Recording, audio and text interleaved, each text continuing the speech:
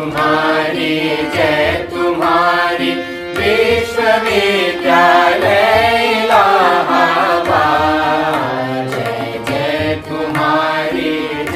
तुम्हारी विश्वविद्यालय इलाहाबाद।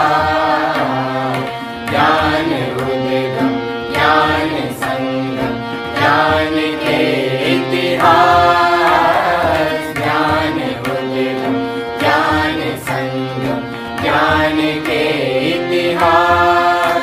शत शत नमन है विश्वविद्यालय इलाहाबाद। सुंदरम सत्यम शिवम अवधारणा।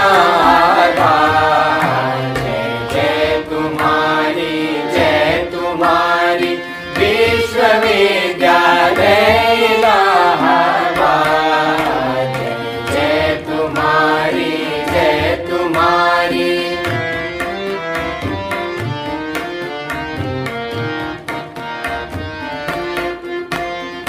ज्ञान और विज्ञान का वर्धन तुम्हारा कर।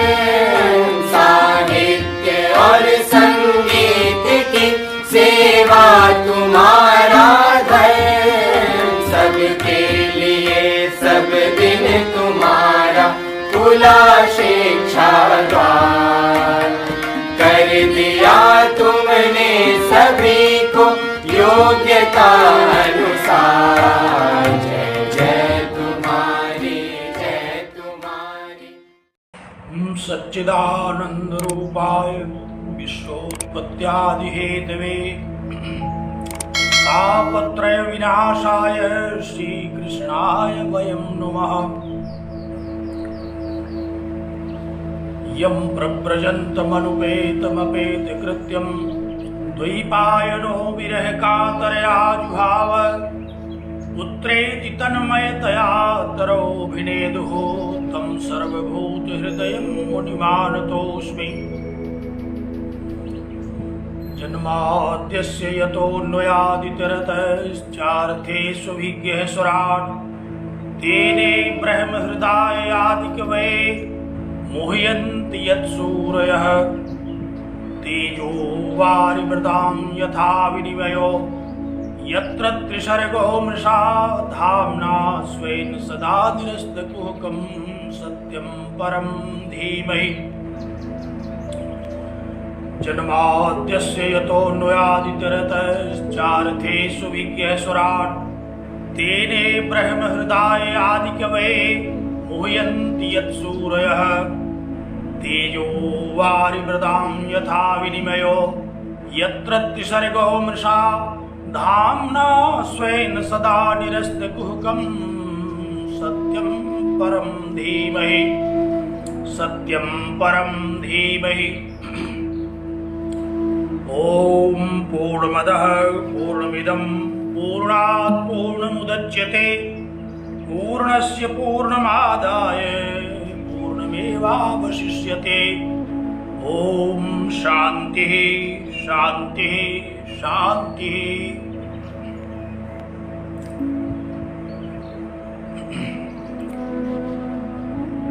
इलाहाबाद विश्वविद्यालय के प्रिय छात्रों और छात्राओं,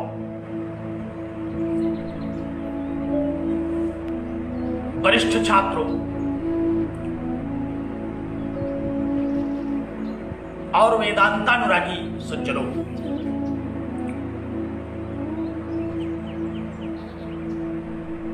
हम लोग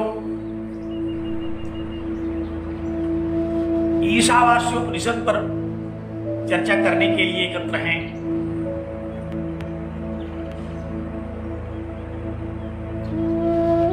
कल के व्याख्यान में हम लोगों ने उपनिषद वाङ्मय पर एक संक्षिप्त चर्चा की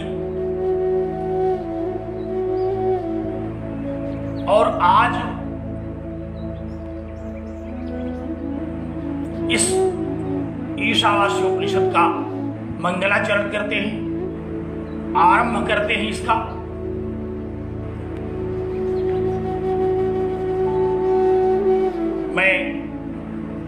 नित्य शुद्ध बुद्ध मुक्त सत्य स्वभाव परमपिता परमेश्वर से यह प्रार्थना करता हूं कि आप सब लोगों का चित्त एकाग्र हो, बुद्धि कुशाग्र हो और ईशावास्योपनिषद जैसे इस उपनिषद को आप हृदयंगम कर सके। आज वैसे ही कुछ तकनीकी कारणों से व्याख्यान आरंभ करने पर्याप्त विलंब हो गया, तो आइए हम लोग आज मंगलाचरण अब बिना किसी और भूमिका के पढ़ते हैं। सर्वप्रथम उपनिषदकार ने शांति पाठ किया। अगर आप लोगों को स्मरण हो तो एक बार पुनः इसका मन में स्मरण करें। ओम पूर्णमदः पूर्णमिदं पूर्णात् पूर्णमुदच्यते पूर्णस्य पूर्णमादाय पूर्णमेवावशिष्यते। ओम शांति शांति शांति। उपनिषदकार चर्चा करने के पहले शांति के विषय में चर्चा करते हैं, शांति पाठ करते हैं। इसलिए मैं भी आप लोगों से कह रहा हूं कि अपने अपने चित्त को शांत करें, क्योंकि जब तक चित्त नहीं शांत होगा, जब तक मन एकाग्र नहीं होगा, तब तक यह विषय सुनने में ही नहीं आएगा। इसलिए चित्त को एकाग्र करें। हम लोग जानते हैं कि सबसे पहले किसी भी ग्रंथ को आरंभ करने के पहले मंगलाचरण करने की परंपरा है। इसी मंगलाचरण को शांति पाठ भी कहते हैं। महाभाष्य की एक पंक्ति है कि मंगलादीनि मंगल मध्यानि मंगलांतानि च शास्त्राणि प्रथन्ते वीर पुरुषकाणि आयुष्मत् पुरुषकाणि च भवन्ति अध्येतारश्च प्रोक्तारो भवन्ति। आचार्य कहते हैं कि शास्त्र के आरंभ में, मध्य में और शास्त्र के अंत में मंगलाचरण करना चाहिए। क्यों मंगलाचरण करना चाहिए? इससे जिस शास्त्र का आरंभ करने चल रहे हैं वह प्रख्यात होता है। अगर किसी शास्त्र का लेखन आरंभ कर रहे हैं तो मंगलाचरण करने से उस शास्त्र की बड़ी प्रसिद्धि होगी। अध्येताओं में, जिज्ञासुओं में, विद्यार्थियों में, विद्वज्जनों में उसकी बड़ी प्रतिष्ठा होगी। इस प्रतिष्ठा की कामना से और निर्बाध गति से यह हमारा शास्त्र संपूर्ण हो, इस कामना से मंगलाचरण किया जाता है। समाप्ति कामो मंगलमाचरेत। समाप्ति की कामना से, संपूर्णता की कामना से मंगलाचरण किया जाता है। तो मंगलाचरण करने वाले जो आचार्य हैं, उनकी यह भावना है कि यदि हम मंगलाचरण नहीं करेंगे तो सबसे पहले तो इस परंपरा का बाध होगा जो आचार्यों ने आरंभ किया, और कार्य की निर्बाध समाप्ति होगी, कार्य निर्बाध रूप से संपूर्ण होगा। इसमें संशय बना रहेगा। कई बार ऐसा भी होता है कि मंगलाचरण करने के उपरांत भी कार्य बाधित हो जाता है। लेकिन मेरी ये धारणा है कि यदि सच्चे मन से, सत्य संकल्प से मंगलाचरण किया गया तो कार्य कभी भी मध्य में बाधित नहीं हो सकता। हमने अपने जीवन में इस बात का अनुभव भी किया है और आचार्यों की ये उक्ति है, इसलिए इसके असत्य होने का तो प्रश्न ही नहीं उठता। इस पर श्रद्धा पूर्वक मंगलाचरण करना चाहिए। तो सबसे पहले मंगलाचरण करने की परंपरा है। क्या है मंगलाचरण? आप सब लोग जानते हैं, मंगल संबंधी आचरण करना। मंगल क्या है? इस शब्द से हम लोग भली भांति परिचित हैं। मंगल माने शुभ, कल्याणकारी। व्याकरण की दृष्टि से इस पर आचार्यों ने विचार किया तो कहा कि मंगल का तात्पर्य बताया और कहा कि मम मलम गालयति नाशयति इति मंगलः इति मंगलम। जो मल को, मनोमालिन्य को, मन में रहने वाले पाप को गालयति, नाशयति, नष्ट करता है, वो है मंगलाचरण। एकाक्षरी कोश में मम शब्द का अर्थ पुण्य लिया गया तो मम लाति इति। मंगलम जो पुण्य को लाए, जो हमारे पुण्य को, हमारे कार्य को संपन्न करने के लिए हमारे पुण्यों का उदय करे, उसको कहते हैं मंगल। तो संक्षेप में जो हमारे पुण्यों का उदय करने वाला है, जो हमारे सत्य संकल्प को पूर्ण करने की प्रेरणा देने वाला है और जो हमारे मन के मालिन्य को दूर करने वाला है, ऐसा जो आचरण है उसे ही मंगलाचरण कहते हैं। मंगल हो हमारा, शुभ हो हमारा, कल्याण हो हम सबका, हमारा मनोवांछित कार्य सिद्ध हो, इस कामना से हम मंगलाचरण करते हैं। और इस मंगलाचरण में क्या करते हैं? मंगलाचरण की भी कई विधाएं हैं। प्रायः आप लोग देखते हैं शास्त्रों में, काव्यों में 3 प्रकार के मंगलाचरण की चर्चा आती है।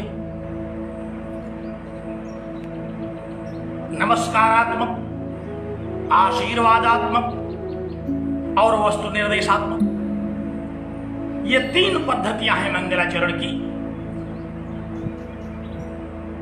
कहीं हम देखते हैं कि आचार्यों ने अपने इष्ट देवता को नमस्कार किया, प्रणाम किया। जैसे रघुवंश महाकाव्य में जब आरंभ किया महाकवि कालिदास ने, तो उन्होंने जगतः पितरौ वंदे पार्वती परमेश्वरौ, भगवान शिव और देवी पार्वती को प्रणाम किया। तो नमस्कारात्मक मंगलाचरण किया। उन्होंने अपने इष्ट देव का स्तवन किया, स्तुति किया। तो एक विधा तो मंगलाचरण की ये है। और आशीर्वादात्मक मंगलाचरण देखने को भी मिलता है। महाकवि कालिदास के ही अभिज्ञान शाकुंतलम में हम लोग देखें तो वहां भी उन्होंने आरंभ में कहा कि ईशः वह अवतु, भगवान शिव आपकी रक्षा करें, भगवान शिव आपका कल्याण करें। जो पहला श्लोक है, या सृष्टि ही सृष्टिराद्यावहति विधिहुतम, जो सृष्टा का यह उसकी जो रचना है उसमें उन्होंने भगवान शिव की 8 मूर्तियों का स्मरण करते हुए, स्तवन करते हुए अंत में कहा कि ऐसे भगवान शिव आप लोगों का कल्याण करें, आपका मंगल करें। और वस्तु निर्देशात्मक मंगलाचरण भी महाकवि कालिदास ने ही अपने मेघदूतम में कर दिया। कश्चित् कांता विरह गुरुना, वहां उन्होंने सीधे वस्तु का, कथा वस्तु का आरंभ कर दिया। किरातार्जुनीयम में जैसे सर्वप्रथम वनेचर आ गया। उन्होंने कहा, महाकवि भारवी ने वहां कथा का आरंभ कर दिया। तो 3 प्रकार के इन मंगलाचरणों की परंपरा रही है प्रायः काव्यों में, शास्त्रों में। वैदिक वाङ्मय में हमें वैदिक मंगलाचरण की प्रायः हम लोग देखते हैं कि वैदिक मंगलाचरण किया जाता है। वैदिक मंगलाचरण में किसी श्रुति का मंत्र अथवा देवताओं की स्तुति हम करते हैं। यहां भी उपनिषदकार ने यह जो मंगलाचरण किया, यह मंगलाचरण उन्होंने बृहदारण्यक उपनिषद का एक मंत्र ही उन्होंने मंगलाचरण के रूप में यहां उपस्थित कर दिया। तो मंगल संबंधी जो आचरण है, किसे कहते हैं मंगलाचरण? आचार्यों ने कहा कि निरपकृष्टाभिमतार्थ सिद्धि मंगलम, जो अनिंदनीय हो, ऐसी सिद्धि की प्राप्ति करने के लिए जो हम अपने अभीष्ट की स्तुति करते हैं, अगरहित सिद्धि की प्राप्ति करने के लिए, याद रखिए, कोई निंदनीय क्रिया करना हो, कोई निंदनीय कृत्य अगर कोई करता हो, वह भी मंगलाचरण करेगा। तो मंगलाचरण से तात्पर्य ऐसा नहीं है, मंगल उसको नहीं कहेंगे, मंगल उसको कहेंगे जो आप अगरहित सिद्धि की कामना से, अनिंदनीय सिद्धि की कामना से जो मंगलाचरण करते हैं, वही मंगल आचरण है। वही हम उसको मंगलाचरण की संज्ञा से विभूषित करते हैं। तो अनेक प्रकार के मंगलाचरण कहे जाते हैं। संसार में हम लोगों ने देखा कि अनेक प्रकार के मंगल शुभ आचरण किए जाते हैं। आचार्यों ने कायिक मंगलाचरण, कायिक मंगल की बात कही, जैसे तीर्थाटन, गंगा स्नान इत्यादि। हम शरीर संबंधी मंगल की कामना से इन कार्यों को करते हैं।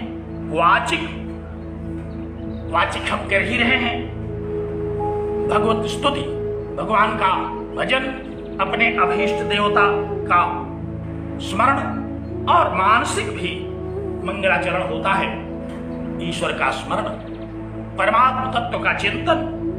तो इस प्रकार से अनेक मंगलाचरणों का बड़ा व्यापक कथन शास्त्रों में आया। हम मंगलाचरण विषय पर बहुत ज्यादा समय नहीं लेंगे।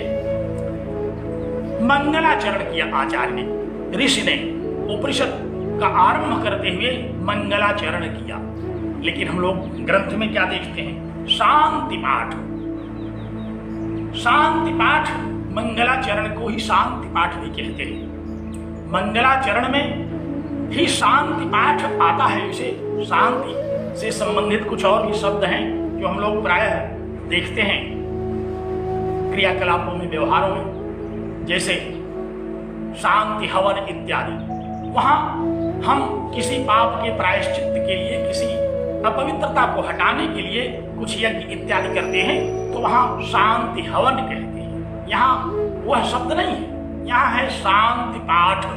हमारे चित्त में शांति हो, हमारा मन एकाग्र हो, हम अपने अभीष्ट कार्य की सिद्धि को प्राप्त करें। इसके लिए जब हम किसी भी अपने अभीष्ट देवता की स्मरण, उसकी स्तुति करते हैं, प्रार्थना करते हैं, वंदना करते हैं, तो यहाँ हम जो मंगलाचरण करते हैं, वह मंगलाचरण शास्त्र के आरंभ में कहा आचार्य ने। तो यहाँ वैदिक मंगलाचरण किया गया, और ये वैदिक मंगलाचरण, ये वैदिक शांति पाठ इसलिए भी बहुत महत्वपूर्ण है कि जिस शास्त्र का हम लोग आरंभ करने चल रहे हैं, वहां चित्त की शांति, दैहिक, दैविक, भौतिक तापों की शांति, और जो हमारा परम लक्ष्य है,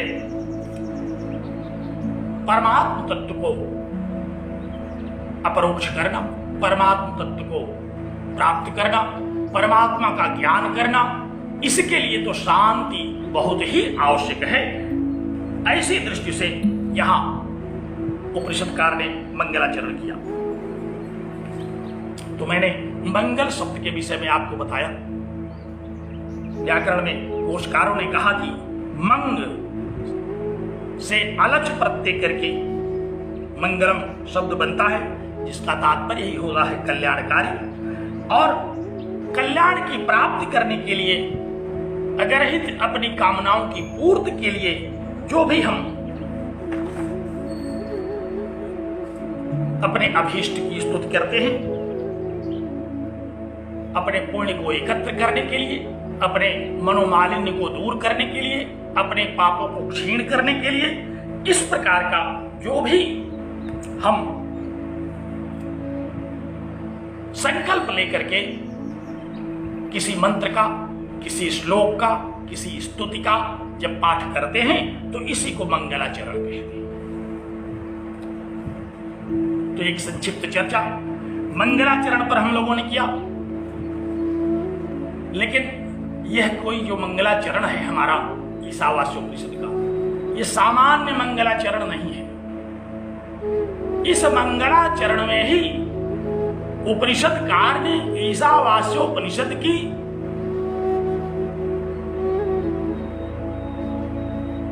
इसके विषय वस्तु की प्रस्तुति कर दिया है। और सबसे पहले आप देख रहे हैं कि इस मंगलाचरण में ओंकार का स्मरण किया गया। ओंकार क्या है? बड़ा महनीय पद है। ओम इत्येकाक्षरम ब्रह्म, भगवद गीता ने कहा कि ये ब्रह्म का ओंकार जो है ब्रह्म का नाम है। हम लोग साधारण भाषा में कहें अगर तो किसी को भी, यद्यपि ब्रह्म के विषय में हम कहते हैं कि वो अनाम है, रूप है, लेकिन हमारा शास्त्र वैदिक, हमारे उपनिषद ये क्या कहते हैं? कहते हैं तस्य वाचकः प्रणवः, उसका वाचक है प्रणव। प्रणव माने ओंकार। यह जो ओम शब्द है यह उस परमात्मा का वाचक है। वाचक माने कहने वाला, उस परमात्मा का कथन करने वाला, उसका स्मरण कराने वाला। तो यहां सबसे पहले हम उस परमात्मा का स्मरण कर रहे हैं, क्योंकि वही हमारा अभिष्ट है। हम उसी के ज्ञान के लिए इस उपनिषद का आरंभ करने चल रहे हैं। इसलिए सर्वप्रथम हम मंगलाचरण में ओंकार का तात्पर्य समझें।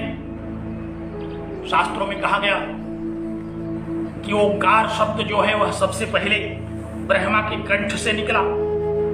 ओंकारात् शब्दश्च तो वेतो ब्रह्मणः पुरा, ब्रह्मा के कंठ से ये दो शब्द निकले, ओम और अथ। इसलिए मंगलाचरण के रूप में कहे जाते हैं, इसलिए ये मंगलार्थक हैं। तो ब्रह्मा के कंठ से निकले हुए होने के कारण यह जो ओंकार है, ऐसा जो परम मंगलवाची ओम शब्द है, इसका सर्वप्रथम कथन किया ऋषि ने। और परवर्ती शास्त्रों में तो हम देखते हैं कि इस ओम शब्द की जो महिमा कही गई, पुराणकारों ने ओम शब्द की महिमा का जब बखान किया तो कहा कि ओम का तात्पर्य है अ, उ और म। ये तीन अक्षर जो ओम शब्द में आते हैं ये त्रिदेवों का वाचक हैं। ये ब्रह्मा, विष्णु, महेश। ओम से हम पुराणों में प्रायः त्रिदेवों का ग्रहण करते हैं। तो दार्शनिकों ने जब इसका कथन किया, दार्शनिकों ने जब इसको ग्रहण किया तो उन्होंने ओम शब्द का अ, उ और म, सात्विक, राजस और तामस इन गुणों से ग्रहण किया। तो अ, उ और म इसकी महनीय व्याख्या हम लोग देखते हैं मांडूक्य उपनिषद में, जहां ओम शब्द का व्यापक व्याख्यान आचार्य ने किया। और इस ओम शब्द को ग्रहण करके हम परमात्मा का स्मरण करते हैं। तो ऐसा है यह ओंकार शब्द। ऐसे ओंकार शब्द का सर्वप्रथम आचार्य ने उच्चारण किया मंगलाचरण में, उस परमात्मा का स्मरण किया, उस परमात्मा का स्तवन किया, उस परमात्मा के स्तवन से अपनी मनोकामना, ब्रह्म ज्ञान की जो मनोकामना है उसको पूर्ण करने की उन्होंने इच्छा की। इसलिए सबसे पहले ओम शब्द का कथन किया। तो ओम शब्द की ओर मैंने संकेत किया, जिसका पुराणों में, उपनिषदों में नाना प्रकार से व्याख्यान किया गया। महर्षि पाणिनि ने भी अवधातु से औणादिक डोम प्रत्यय करके अवतेर डोम, इस सूत्र से ओम शब्द की सिद्धि की। और अवधातु से धातु पाठ में आचार्यों ने अवधातु के 19 अर्थ बताए। उन 19 अर्थों में संगत करते हुए आचार्यों ने ओम शब्द की बड़ी व्यापक व्याख्या की। हम लोग कभी ओम शब्द पर जब चर्चा करें तो वहां अवधातु के उन 19 अर्थों से बने हुए ओम शब्द का व्यापक ज्ञान कर सकते हैं। और उन 19 धातुओं से बने हुए इस ओम शब्द का जो तात्पर्य है, इस ओम शब्द के द्वारा जो हम सुनते, कहते और समझते हैं, जो इस ओम शब्द का वाच्य है वह परमात्मा है, परब्रह्म है, परमेश्वर है। उसी को ओम शब्द के द्वारा कहा जाता है। तो वेदों में हम लोग देखते हैं कि प्रत्येक मंत्र के साथ इस ओम का पूर्व उच्चारण कर लेते हैं। चाहे जिस छंद में बना हुआ कोई वैदिक मंत्र हो, हम वहां उच्चारण करते हैं ओम से उस मंत्र का।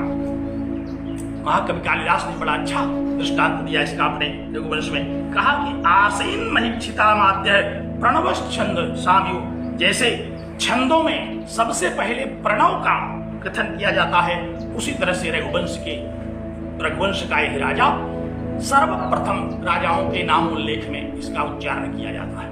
तो सर्वप्रथम उच्चारण किया जाने वाला विशेष रूप से वैदिक वाङ्मय में प्रत्येक मंत्र के पहले यह ओंकार है और इसीलिए यह मंगलवाची है।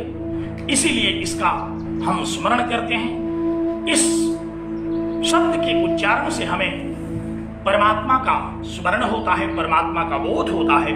और उस सर्वशक्तिमान परमात्मा का स्मरण करके जब हम कोई कार्य आरंभ करेंगे तो निश्चित ही उस कार्य की संपूर्ति होगी। इस बात को मन में रख करके उपनिषदकार ने सबसे पहले इस मंगलाचरण में ओम शब्द का उच्चारण किया। बात थोड़ी विस्तृत होती जा रही है।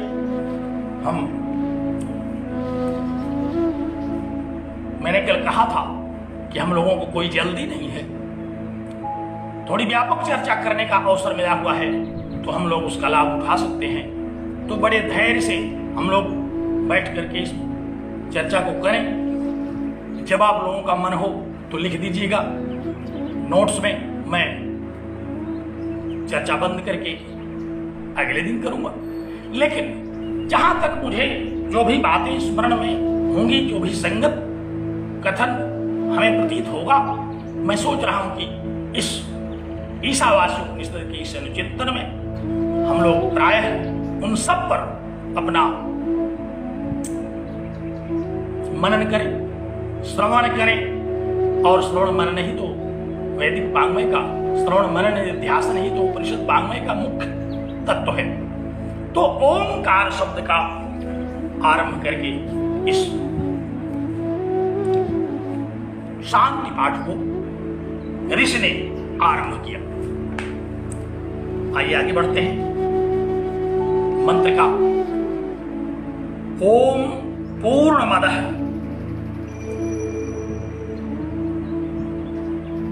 पूर्णमिदं। सबसे पहले तो हम लोग इस मंत्र का शब्दार्थ समझें। परमात्मा का स्मरण किया, परमात्मा का स्मरण करके अब इस शास्त्र का, सच कहिए तो विषय वस्तु का, मुझे तो ऐसा लगने लगा भाई कि यह जो मंगलाचरण है ये वस्तु निर्देशात्मक है। इस मंगलाचरण में ऋषि ने ईशावास्योपनिषद के विषय वस्तु का ही समग्र विवेचन कर दिया। तो इसलिए भी इस पर हमें थोड़ी व्यापक चर्चा कर लेनी चाहिए, क्योंकि जब सारा विषय वस्तु इसी में समाहित है तो इसको समझ ले हम तो आगे के मंत्रों को भी सुविधा से समझेंगे। तो क्या कहा?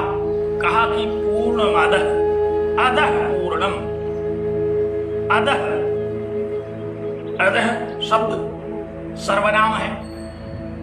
अधस का रूप हम लोग चलाते हैं तो अधः रूप बनता है। अधः अमु, अमूनि रूप चलेगा हम लोग अगर इसका रूप देखें तो अधः पूर्णम, वह पूर्ण है।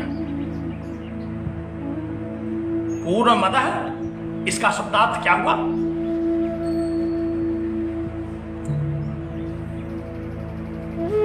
कि वह पूर्ण है।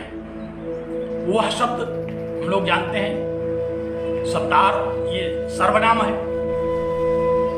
किसे कहते हैं सर्वनाम? जो किसी के लिए भी प्रयुक्त किया जा सके।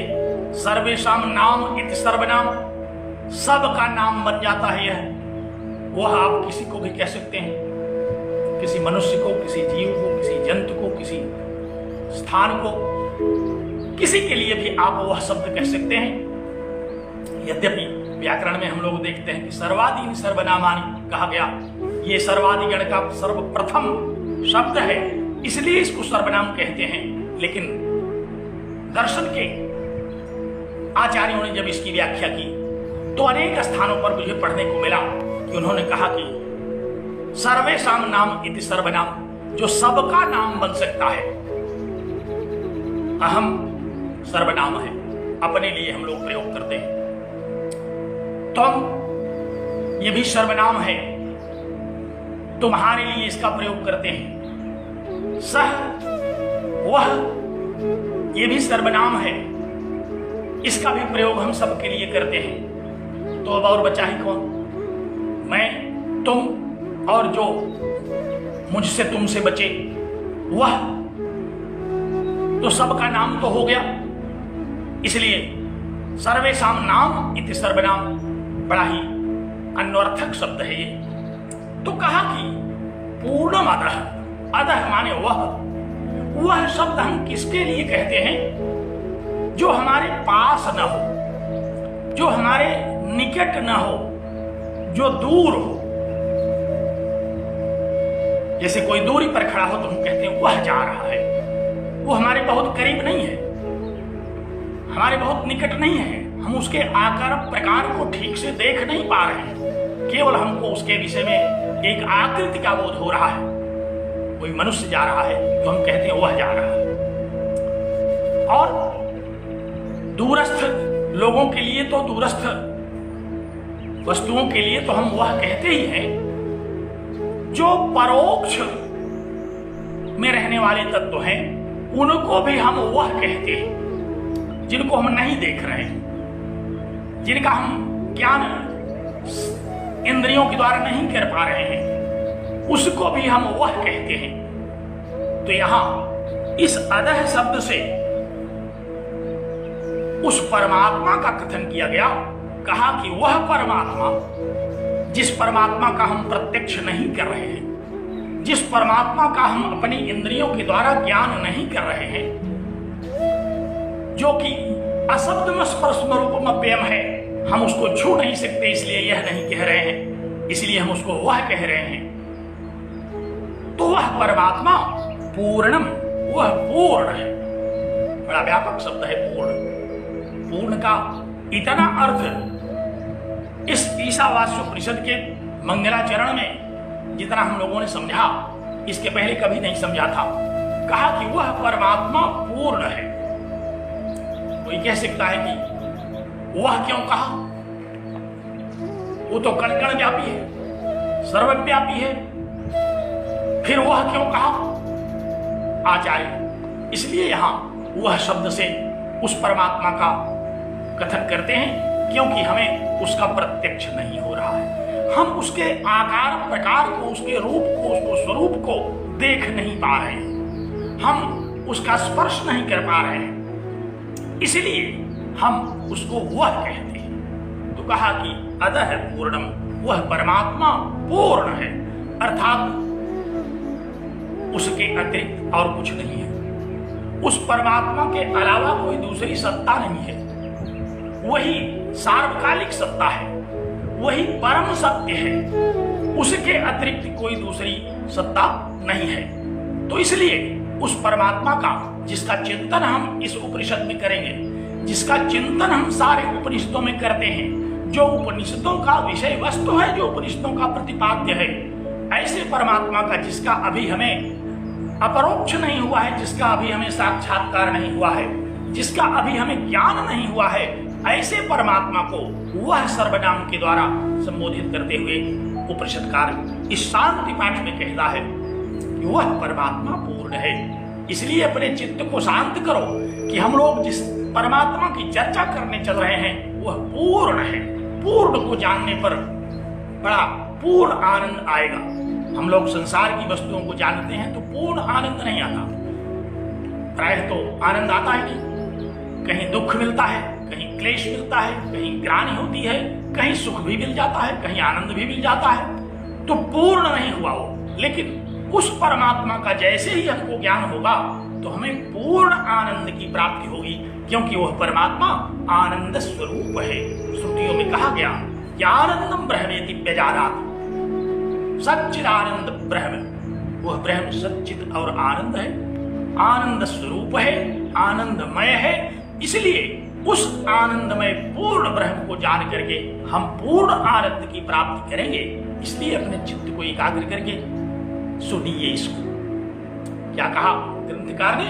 कहा कि पूर्णम अदह, अदह माने वह परमात्मा, वह परमेश्वर, वह उपनिषदों का परम प्रतिपाद्य जो ओंकार का वाचक परम सत्य है, वह पूर्ण है। अगर आप उस पूर्णता को प्राप्त हो जाएं तो फिर आपको किसी अन्य की प्राप्ति करने की कोई आवश्यकता नहीं है। संसार में तो हम रोज प्राप्ति करने के लिए इधर से उधर दौड़ रहे हैं, तो भी प्राप्ति नहीं हो रही है, तो भी हमें संतुष्टि नहीं हो रही है, तो भी हमें सुख आनंद प्रसन्नता की प्राप्ति नहीं हो रही है। रोज कोई न कोई वस्तु हमें घटी ही रहती है, हम परेशान हैं। लेकिन वह परमात्मा कैसा है जिसका यहां हम चिंतन करने चल रहे हैं? वह परमात्मा तो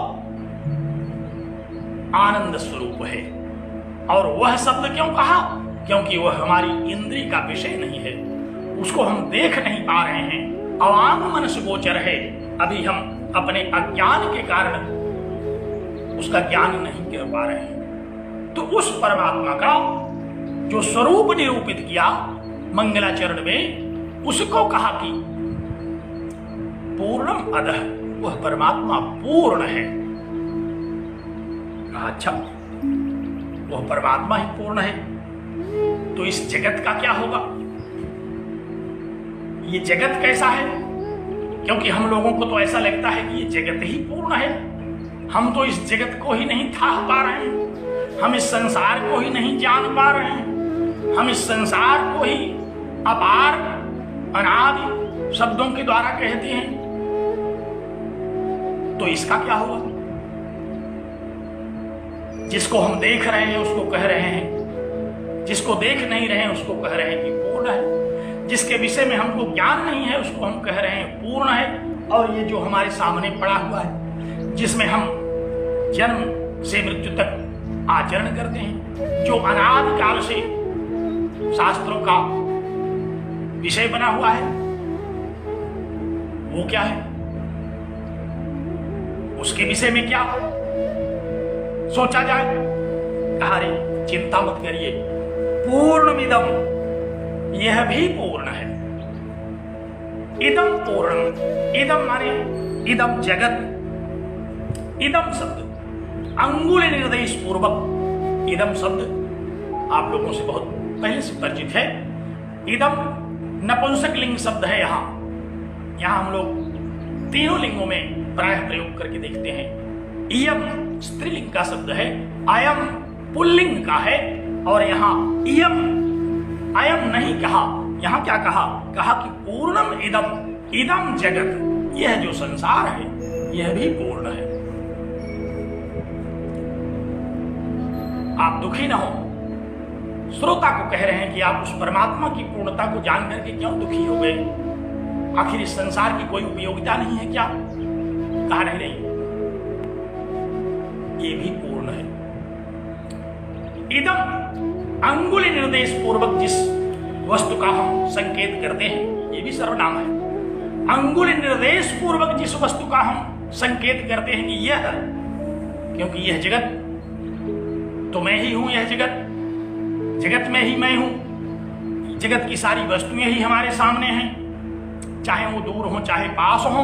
हम जगत के विषय में अपेक्षाकृत उस परमात्मा से बहुत ज्यादा जानने का दम्भ रखते हैं। तो कहा कि यह की चर्चा आप कर नहीं रहे हैं और आप वह की चर्चा कर रहे हैं। अरे यह की चर्चा करो, क्योंकि ये जगत है, इसमें ही हमें सारी इंद्रियों की तृप्ति मिलती है, सारी इंद्रियां हमारी इसमें संतुष्ट होती हैं, हम इसी में जीवन से लेकर के मृत्यु पर्यंत विचरण करते हैं, इसी में हमारी सारी आकांक्षाओं की पूर्ति के बहुत सारे उपाय हैं। बीच बीच में दुख आ जाता है तो क्या हुआ? उपनिषदकार कह रहा है कि इदम जगत पूर्णम, यह जगत भी पूर्ण है, वह परमात्मा पूर्ण है। पहले इसको समझाने के लिए उन्होंने इस बात को कह दिया कि इदम जगत तभी पूर्ण, ये जगत पूर्ण है, इस जगत को आप छोड़ नहीं सकते। यह जगत जिसको हम इंद्रिय सन्निकर्ष के द्वारा जानते हैं, पांचों ज्ञान इंद्रियों के द्वारा, पांचों कर्म इंद्रियों के द्वारा, मन बुद्धि चित्त और अहंकार के द्वारा जिस जगत की हम सर्वदा अनुभूति करते रहते हैं, इदम जगत, यह जो जगत है वह भी पूर्ण है।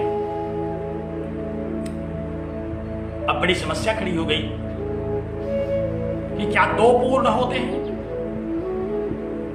अगर दो पूर्ण हम मान लें तो कोई तीसरा आएगा, कहेगा एक पूर्ण हम भी ले आए हैं, इसको भी ग्रहण कर लीजिए। तो कितने पूर्ण हम ग्रहण करेंगे? यह भी पूर्ण है, वह भी पूर्ण है, जो भी कोई ले आए हमारे सामने वही पूर्ण है। तब तो पूर्णों का एक समूह इकट्ठा हो जाएगा, तो फिर यह पूर्ण है वह पूर्ण है, इसका कहने का कोई मतलब ही नहीं। आखिर ऐसा क्यों कहा उपनिषदकार ने? जब यह पूर्ण है तो इसके अतिरिक्त बचा क्या? चाहे हम इसी जगत को ही पूर्ण कह लें, तो इस जगत के पूर्ण होने पर फिर वह कहां से बचा? और अगर वह परमात्मा पूर्ण है तो फिर उसके पूर्ण हो जाने पर इस जगत की पूर्णता का कहां से कथन कर दिया गया? तो कैसे ये पूर्ण है?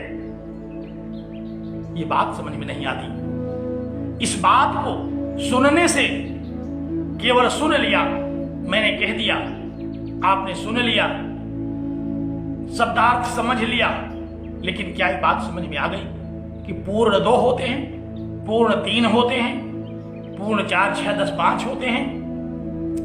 और अगर नहीं होते तो फिर उपनिषदकार क्यों कह रहे हैं कि वह परमात्मा पूर्ण है, यह जगत पूर्ण है?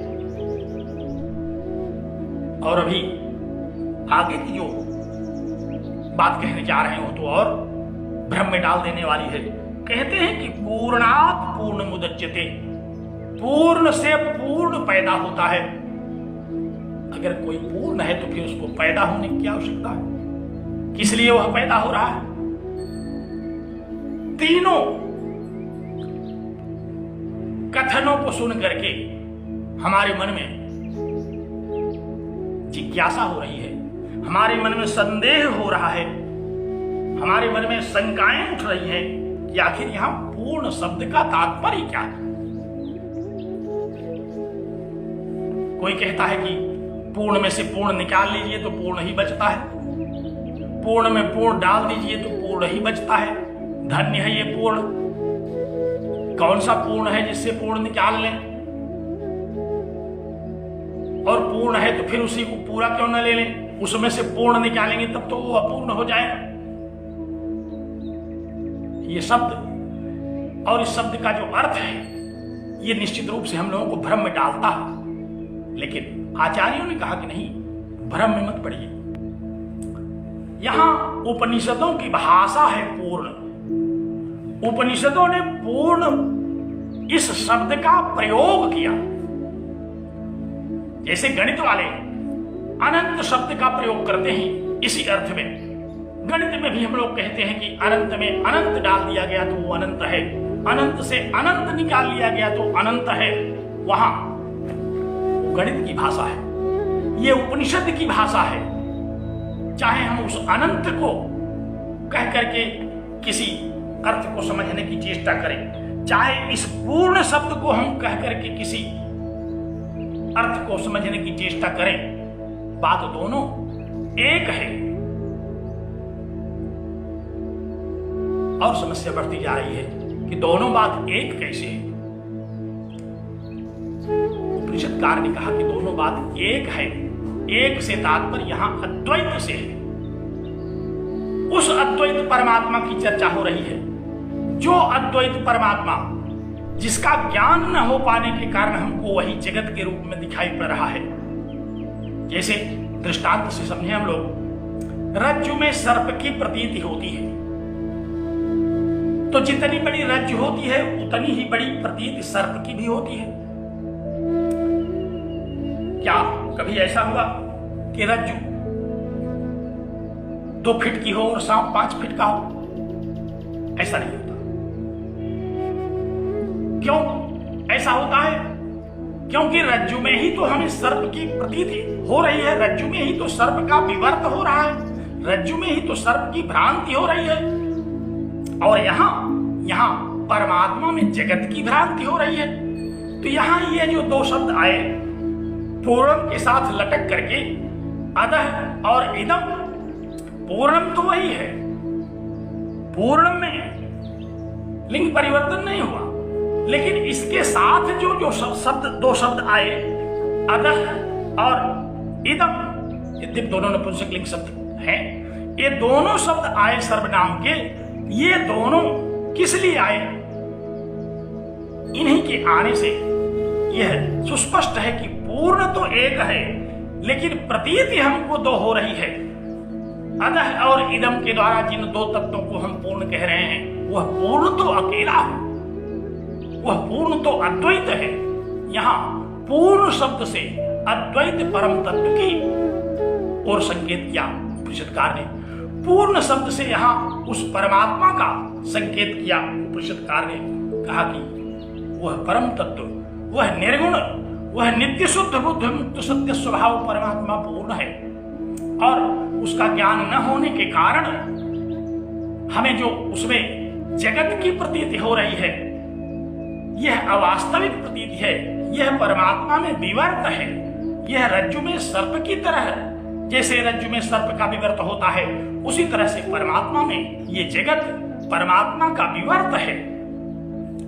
तो अज्ञान के कारण, विवर्त के कारण हम लोगों ने, जो एमए के छात्र हैं और उनके ऊपर सब लोगों ने अध्यारोप और अपवाद, ये 2 शब्द वेदांत सार में पढ़ा है। तो अध्यारोप के कारण, आरोप के कारण, आवरण के कारण हमें उस पूर्ण परमात्मा में इस जगत की प्रतीति होती है। तो यहां ये अदह और इदम, ये जो 2 शब्द हैं, ये 2 शब्द विवर्त का सूचना दे रहे हैं कि आप उसी पूर्ण को वह भी कह रहे हैं, उसी पूर्ण को यह भी कह रहे हैं। और विवर्त जो होता है, जैसे रज्जु से सर्प की जो उत्पत्ति होती है, तो रज्जु से सर्प की जो उत्पत्ति हुई विवर्त के कारण, तो जितना बड़ा रज्जु है उतने बड़े ही सर्प की भी उत्पत्ति हुई। तो पूर्ण है वो परमात्मा, उससे अज्ञान के कारण, आवरण के कारण, आरोप के कारण इस जगत की जो उत्पत्ति हुई, इस जगत की जो प्रतीति हो रही है, यह भी पूर्ण है। बात बड़ी सरल भी है, बात बड़ी गूढ़ भी है। गूढ़ इसलिए है कि हम लोगों के प्रतीति का विषय ये नहीं बन पा रहा है। सरल इसलिए है कि बड़ी सरलता से शब्दार्थ के माध्यम से भ्रम, विवर्त और अद्वैत वेदांत के सिद्धांतों के माध्यम से हम इसको समझा ले रहे हैं और समझ जा रहे हैं। तो पहले तो हम शब्दार्थ ही समझेंगे, क्योंकि हम साधन चतुष्टय संपन्न नहीं हैं। कल ही हमने इस पर चर्चा की थी। हम श्रोत्री ब्रह्मनिष्ठ नहीं हैं। हम तो केवल इन शब्दों का तात्पर्यार्थ समझने के लिए एकत्र हुए हैं। हाँ, श्रोत्री ब्रह्मनिष्ठ होने की दिशा में यह हमारी एक साधना जरूर सिद्ध होगी। तो ये जो इस पंक्ति का तात्पर्य हमने बताया, वह तात्पर्य भगवान शंकराचार्य के अनुसार बताया। भगवान शंकराचार्य ने इस पंक्ति का जब तात्पर्यार्थ समझाया तो उन्होंने क्या कहा? उन्होंने यही कहा कि परात्पर परिपूर्णतम परमात्मा का ज्ञान न होने के कारण उसका परोक्ष जो शास्त्रों के द्वारा हमको जो ज्ञान कराया गया कि वह पूर्ण है, तो वही एक है पूर्ण, वही अद्वैत है। देखिए, एक और अद्वैत, ये जो दो शब्द हैं, इनमें भी प्राय हमको बड़ी भ्रांति होती है। अद्वैतवाद को एकेश्वरवाद नहीं कहा जाता, क्योंकि एकेश्वरवाद कहने का तात्पर्य तो ये हुआ कि एक ईश्वर को जो मानता हो, तो एक ईश्वर को तो बहुत सारे लोग मानते हैं। हम देख रहे हैं हिंदू में बहुत सारे, मुसलमान, सिख, ईसाई, सब लोग एक एक ईश्वर को मानते हैं। तो क्या ये सब अद्वैतवादी हैं? कहा नहीं, ये एकेश्वरवादी है। लेकिन अद्वैतवाद वह है जो पूर्ण परमात्मा का ज्ञान कराता है। इसलिए यहां उस अद्वैत की चर्चा भगवान शंकराचार्य ने इस पंक्ति के द्वारा की। कहा कि वह अद्वैत पूर्णात्पूर्ण परात्पर परमात्मा ज्ञान के पूर्व शास्त्रों के द्वारा जब हमें संकेत किया जाता है, तब हम उसको कहते हैं कि वह परमात्मा पूर्ण है। और उसी में भ्रम के कारण, विवर्त के कारण ये जो हमको जगत दिखाई पड़ रहा है, उस पूर्ण का विवर्त है ये। इसलिए यह भी पूर्ण है, क्योंकि जिसका जो विवर्त होता है वह भी उसी प्रकार का होता है। जैसे रज्जु का विवर्त सर्प है, तो जैसी रज्जु होगी, यहाँ टेढ़ी मेढ़ी होगी, जितनी लंबी चौड़ी होगी, उसी प्रकार सर्प का भी आकार होगा। तो जैसा आधार होगा, उसी प्रकार जैसा अधिष्ठान होगा, उसी प्रकार उसका विवर्त भी होगा। तो वह परमात्मा जिसको हम केवल शास्त्रों के द्वारा जान पा रहे हैं, ईशावास्यमिदं सर्वम इत्यादि के द्वारा जिसके ओर हमें संकेतित किया जा रहा है, हम उस परमात्मा को जानते हैं शास्त्रों के द्वारा कि वह शास्त्र वेद्य जो परिपूर्णतम परमात्मा का स्वरूप है, वह पूर्ण है, उसके अतिरिक्त और कुछ नहीं है, वह अद्वैत है। एक में तो हम कई भाग कर सकते हैं, लेकिन अद्वैत का भाग नहीं कर सकते। एक में एक जोड़ देंगे तो दो हो जाएगा, एक के दो भाग हम कर देंगे तो एक का दो भाग हो जाएगा, लेकिन अद्वैत में हम कोई भाग नहीं कर सकते। इसीलिए यहाँ पूर्ण शब्द का तात्पर्य क्या है? अद्वैत। क्योंकि अद्वैत का हम न तो भाग कर सके, अद्वैत में अद्वैत जोड़ेंगे तो अद्वैत ही रहेगा, अद्वैत में से अद्वैत निकालेंगे तो अद्वैत ही रहेगा। और ये जोड़ना तथा निकालना, ये क्या है? यह केवल भ्रम है। अद्वैत में न कुछ जुड़ेगा न कुछ निकलेगा। उसी तरह से वह पूर्ण और यह पूर्ण, ये भ्रम है। पूर्ण तो वही है, हमें भ्रम के कारण अनेक पूर्णों की अनुभूति होती रहती है। तो पूर्ण मदः वह परमात्मा जो शास्त्रों का वेद्य है, जो शास्त्रों के द्वारा प्रतिपाद्य बनाया गया, वह पूर्ण है। और उसमें विवर्त स्वरूप जो जगत प्रतीत हो रहा है, वह पूर्ण है, क्योंकि पूर्ण का जो विवर्त होगा वह भी पूर्ण ही होता है। कहा कि पूर्णात् पूर्ण मुदच्यते, पूर्ण से जो भ्रम हमें होगा, वह जिस प्रकार का अधिष्ठान होगा उसी प्रकार का हमें भ्रम भी होगा। तो परमात्मा यदि पूर्ण है तो उस परमात्मा में विवर्त स्वरूप यह जो जगत है, यह भी पूर्ण ही होगा। हमारे एक शिष्य यहाँ बैठे हुए हैं, प्राय हमको शंका होती रहती है, शंका के भंडार है। उनको पूर्ण और शून्य में कोई अंतर नहीं समझ में आ रहा है। उन्होंने लिखा कि इसका तात्पर्य शून्य भी पूर्ण है।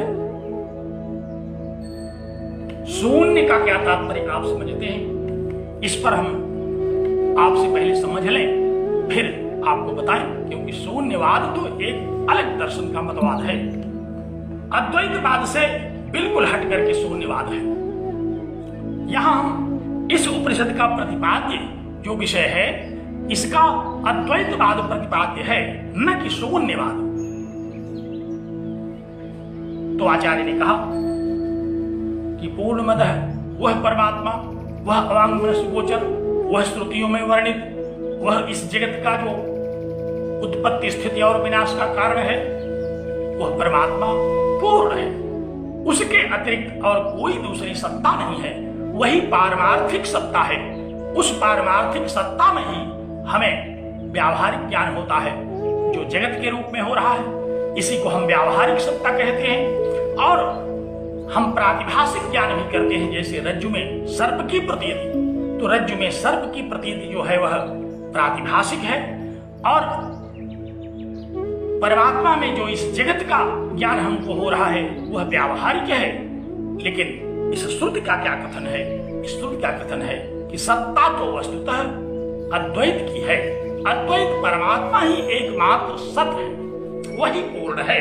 उसमें जितने भी अन्य पूर्णों की हमको अनुभूति हो रही है, अन्य पूर्णों की जो हमको कहीं भ्रांति हो रही है, वे सारे के सारे भ्रम है मात्र, केवल उस पूर्ण में होने वाले भ्रम मात्र है। तो एक पंक्ति का तात्पर्य हम लोगों ने सुना, पूर्णमदः पूर्णमिदम्। परमात्मा पूर्ण है, परमात्मा अद्वैत है। उपनिषदों का परम प्रतिपाद्य जो परमात्मा है वही परमार्थ सत्य है, और उसमें होने वाली ये जो व्यावहारिक सत्ता के रूप में यह जो जगत का हमको ज्ञान होता है, यह जगत का ज्ञान विवर्त के कारण, परमात्मा के अज्ञान के कारण हमको होता है। और यह भी पूर्ण इसलिए प्रतीत होता है कि जब तक उस परमात्मा तत्व के पूर्णत्व का ज्ञान हमको नहीं होगा, तब तक हम उसमें भ्रम के कारण, विवर्त के कारण होने वाले आभास को, इस जगत को भी पूर्ण ही मानते रहते हैं। इसलिए यह तो पूर्ण की प्रतीति हो रही है।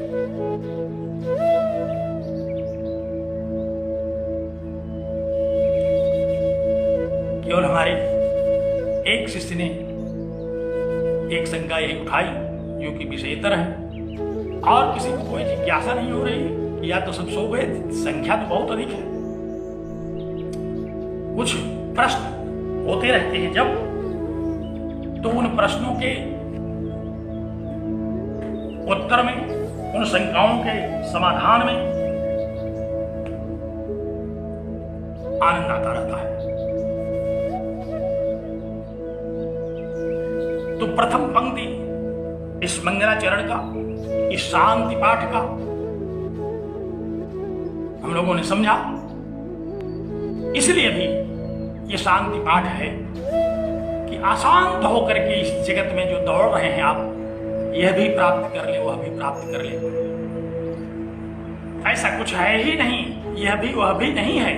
ये केवल अज्ञान के कारण इसका और उसका विवर्त हो रहा है। केवल एक परम सत्ता है, केवल एक अद्वैत तत्व है। वह अद्वैत तत्व वह परमात्मा का ही है, जो कि पूर्ण है। और मैंने कहा कि यहां पूर्ण शब्द जो है वह उपनिषदों की भाषा है। इसमें भ्रम नहीं करना चाहिए कि पूर्ण अनेक होते हैं। पूर्ण में से पूर्ण निकाला जा सकता है, अथवा पूर्ण में पूर्ण डाल दिया जा सकता है। पूर्ण और पूर्ण को जोड़ा जा सकता है, अथवा पूर्ण से पूर्ण का घटाना किया जा सकता है। यहाँ जोड़ घटाना गुणा भाग पूर्णों में नहीं होता, वह तो अपूर्णों में होता है। तो यहाँ वह परम तत्व परमात्मा ही पूर्ण है, और उस पूर्ण का स्मरण किया। आज का निर्धारित समय लगभग पूर्ण हो रहा है, क्योंकि समय अभी इस पूरे मंत्र को स्पष्ट करने में हमें चाहिए। तो तो अगर आप लोग कहें